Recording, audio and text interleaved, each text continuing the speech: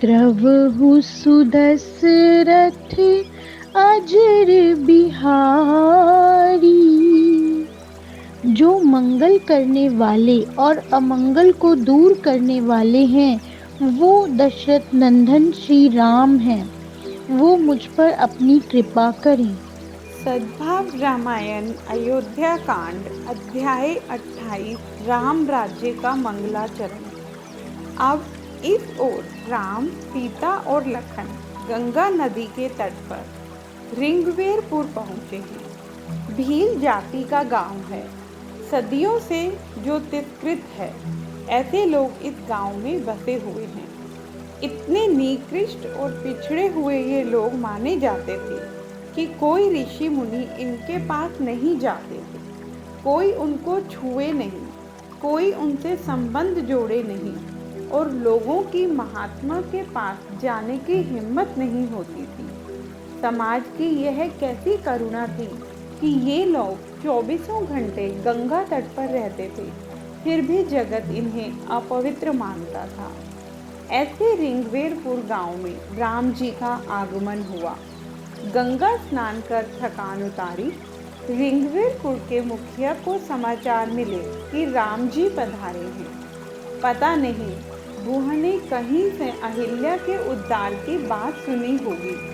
तभी से गुहराज को ऐसा लग रहा था कि ऋषि पत्नी ऐसा भयानक पाप करे, फिर भी राम उसकी कुटिया में जाकर उसे पावन करें हो तो हम अधम लोगों को क्या पावन नहीं करेंगे। अहिल्या के उद्धार की घटना के बाद गुहराज को ऐसी आशा हुई थी, इसलिए वह राम की प्रतीक्षा कर रहा था। इसलिए राम के आगमन का समाचार मिलते ही अपने परिवार के कुछ एक सभ्यों के साथ थोड़े फल फूल लेकर गुह राम दर्शन करने आया।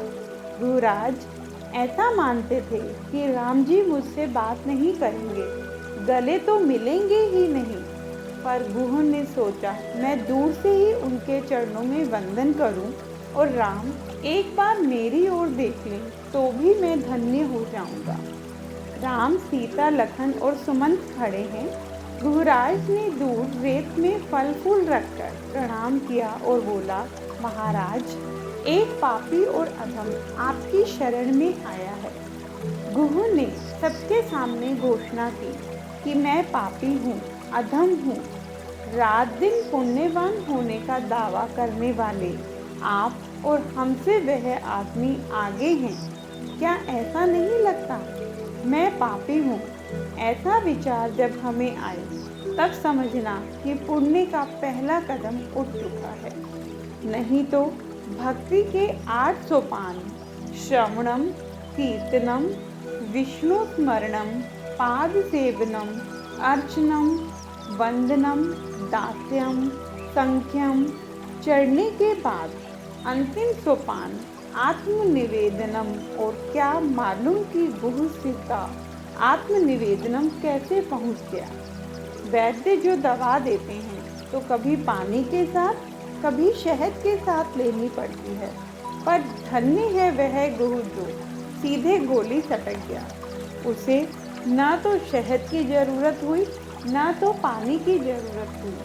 सीधा आत्मनिवेदन, जैसा था वैसा ही ईश्वर के सामने हाजिर हो गया। यह भक्ति की श्रेष्ठता है।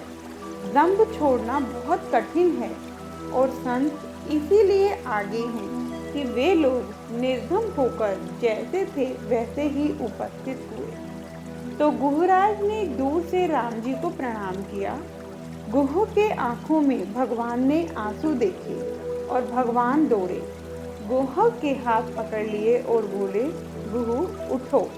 गुहा ने इस व्यवहार की तो कल्पना भी नहीं की थी।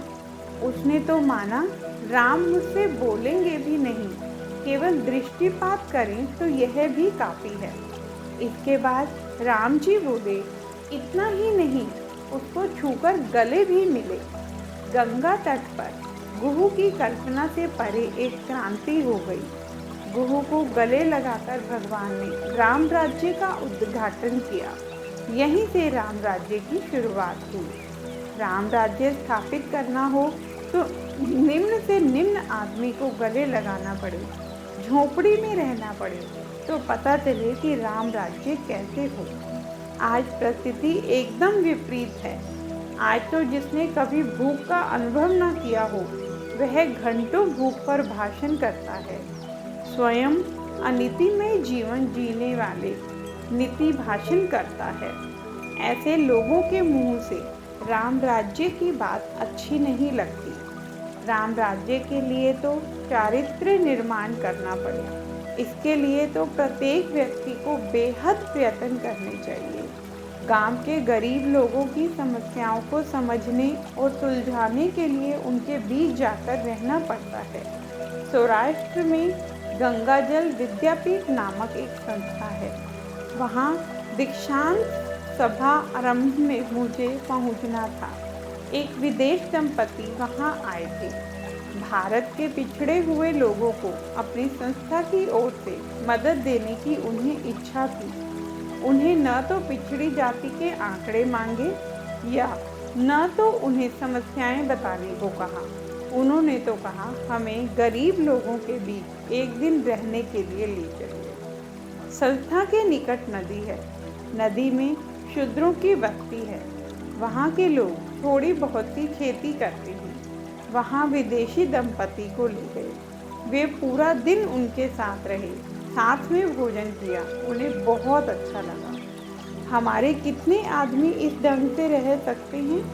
राम राज्य लाने के लिए तो राम होना पड़े, भरत होना पड़े, लखन होना पड़े, शत्रुघ्न होना पड़े और ज़रूरत होने पर दशरथ की तरह किसी को प्राण भी छोड़ना पड़े तो राम राज्य हो सकता है। जय श्री राम।